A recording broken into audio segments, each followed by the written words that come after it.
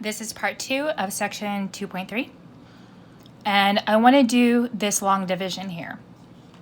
X to the 6th plus 5x cubed plus 7x plus 3 divided by x squared plus 2. Now here my exponents are in descending power order in the top and the bottom, but I'm definitely missing some terms. So I'm going to put these back in. I'm missing a 5th power and a 4th power. So right in here, I'm going to do plus 0x to the 5th plus 0x to the 4th. They're placeholders, but I do need them. And so I go 6, 5, 4, 3. I'm also missing a square term, so right in there, I'm going to put plus 0x squared, first power constant. So that's good. And I have to do the same thing in the denominator, and I'm missing an x, so I'm going to put in plus 0x when I set this up. Okay, so you want to be really careful with this. So I'm dividing x squared plus 0x plus 2 into x to the 6th plus 0x to the 5th plus 0x to the 4th plus 5x cubed plus 0x squared plus 7x plus 3. This is a big problem, but it should not be too difficult. You just want to be really careful that you are not messing your signs up or making little silly mistakes in here. So we want to concentrate on our first terms. So I want that x squared to become an x to the 6th. So I need to multiply it by x to the 4th. And I've lined up my terms here.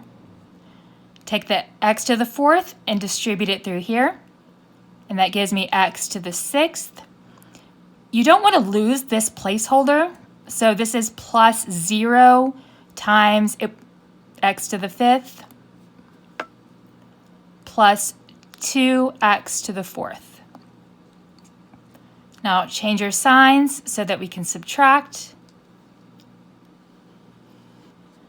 That goes away. We don't need that anymore. And I have negative 2x to the 4th plus 5x cubed plus 0x squared plus 7x plus 3. Now you may wonder why I kept this 0 but not this one.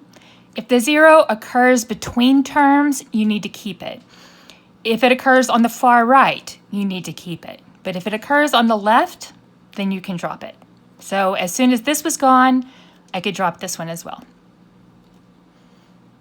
Okay, so concentrate on your first term. I want x squared to become negative 2x to the 4th. So I need to multiply it by a negative 2 and an x squared.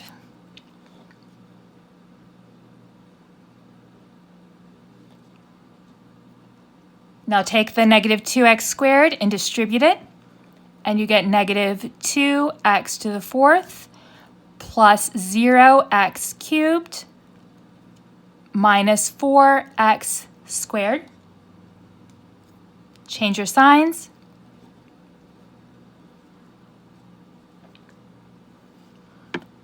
That goes 5x cubed plus 4x squared, bring down the plus 7x and the plus 3.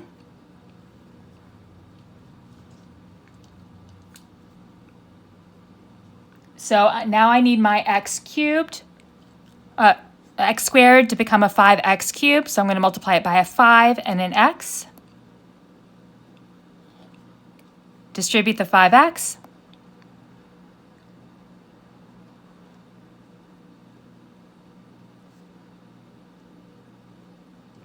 And I get 5x cubed plus 0x squared plus 10x. Change your signs. And add now that we've changed our signs.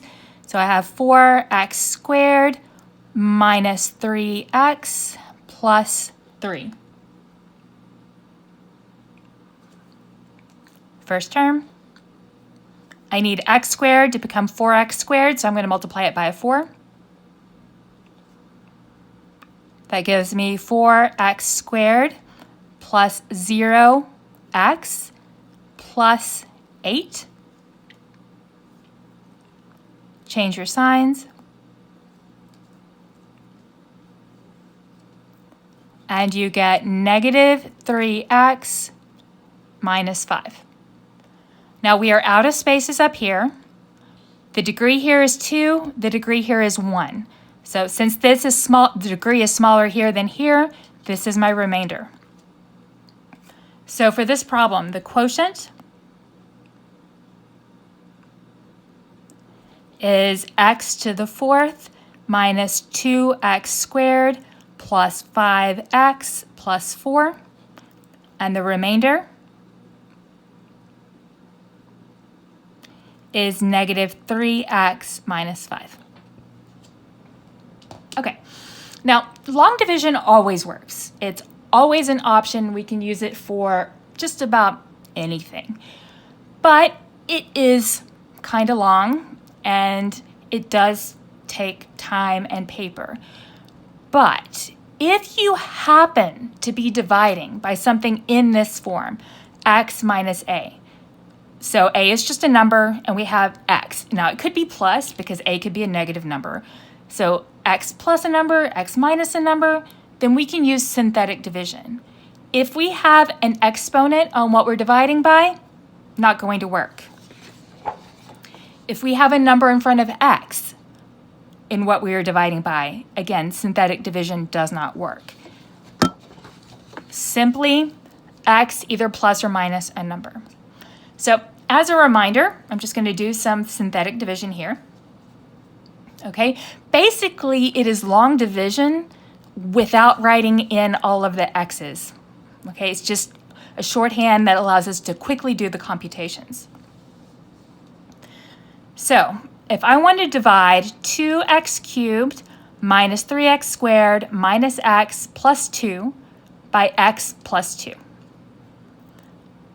Now, if you took college algebra at Lee College, the notation the textbook uses is different than what you're going to see here. If you took college algebra from me, then you've already seen this notation, but it's not the one that was in the book.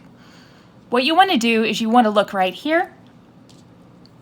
This is a plus 2, so I'm going to write a minus 2. It's always, the number I'm going to write here is always what would make this thing 0. So negative 2, if I plug it in for x, I've got a 0. And I'm going to put it in a little half box here. Okay. Now, just like I did on the long division, I'm going to make sure that I haven't skipped over any terms because it is critical that you have zeros in place when you're doing synthetic division. If you don't do it up here, you could be super careful about combining like terms, and you could theoretically do it without the zeros, but this is not going to work. So everything is here. I'm just going to write down my coefficients. Again, leave yourself some space because you don't want things to end up too cramped and have it so that you can't read what you're doing. So I have a 2, I have negative 3, negative 1, and positive 2. Now you're going to skip a space because we're going to be writing, and then draw yourself a line.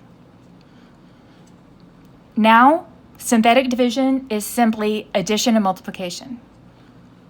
You're going to bring down your first, no matter what it is, and then multiply. So 2 times negative 2 is negative 4.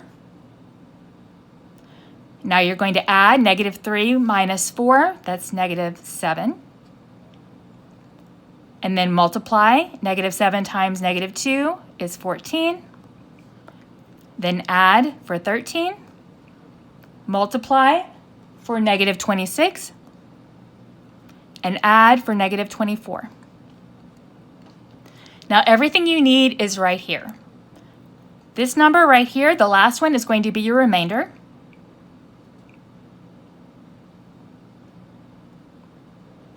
And then we just need to put our variables in here. So since this was a third degree polynomial, we're going to start with one less. We're going to start with a square. So then I'm going to put an x squared there, and x there, and then that's just the constant. So the quotient is going to be 2x squared minus 7x plus 13, and the remainder is negative 24.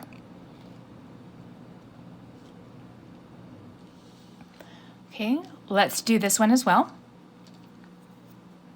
I want to check here the number that would make this 0 would be positive 1/3. And yes, you're going to have to deal with fractions. Write down your coefficients, making sure they are all there, and we do have them all there. So I write a 3, an 8, a 1, and a 1. Bring down your first value. Multiply. 3 times 1/3 is 1. 8 plus 1 is 9. 9 times 1/3 is 3. 1 plus 3 is 4. 4 times 1/3 is 4/3. 1 plus 4/3 is 7/3. And that is your remainder. So your remainder is 7/3. And your quotient, this was a cube, so we start with a square. 3x squared plus 9x plus 4.